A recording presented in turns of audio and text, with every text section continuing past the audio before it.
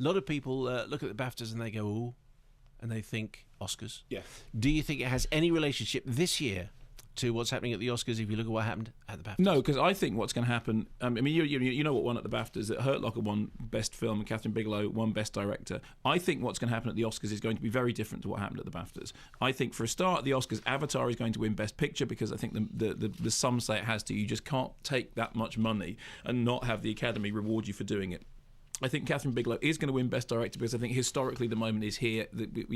She is going to be the historic first woman to walk off with the Best Director Oscar, and quite right, because if you look at her back catalogue, if you look at Near Dark and Point Break and those sort of things, I think that's really terrific. And how exciting if the first woman director to win an Oscar for Best Director was Catherine Bigelow for doing this incredibly muscular cinema, and not Jane Campion for doing, as you said before, female annihilation in bonnets. But as far as the actor and actress category is concerned, I mean, Colin Firth, very very popular win at the BAFTAs for a single man, although, obviously heartbreaking that he had to beat Andy Serkis in Sex and Drugs and Rock and Roll in order to do it. But at the Oscars, it's going to be Jeff Bridges, because, again, it's kind of Jeff Bridges' year, because Jeff Bridges is nominated for Crazy Heart, which, incidentally, I think is a decent film. Floyd and Boyd reviewed it last week, and they generally liked it. I mean, there was this accusation that it's basically Tender Mercies light, and I understand that accusation to some extent. I mean, I tend to be wowed by anybody who does a musical performance in which they're doing all their own music. And if I was thinking about this, you look back at Gary Busey doing his own singing in Buddy Holly's story, Val Kilmer, who I generally haven't got much time for, but actually being very good in The Doors,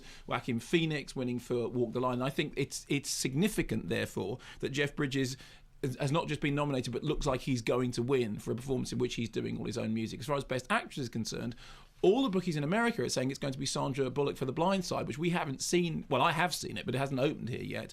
And which is one of those kind of true life tales of the triumph of the human spirit, blah, blah, blah, blah, blah. But so Carey Mulligan and Colin Firth, who were both very popular winners at the BAFTAs, have got a very hard fight in their hands. And I suspect that what's going to happen is that those two categories are going to go completely differently in America. Best Supporting Actress and Best Supporting Actor will be the same. It will be Monique and Christoph Waltz. So you will get that matchup, but it's going to be a totally different Best Film. And I suspect it's going to be a different Best Actor and Best Actress. And, that's just that. In fact, it's right that the two award ceremonies should not just be a perfect match. There's far too much emphasis put on the fact that one awards ceremony is somehow just a straw in the wind to the next one. I mean, you do suspect that both Carey and Colin, as I referred to them, will be actually quite chuffed just to have the nomination.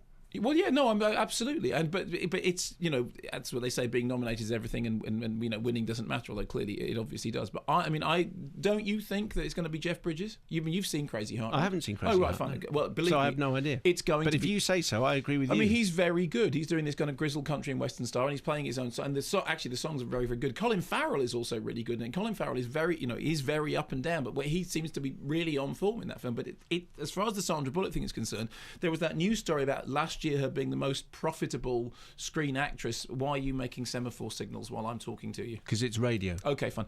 That she was the most profitable screen actress of the year, although apparently the actress who is currently paid the most per movie is Emma Watson.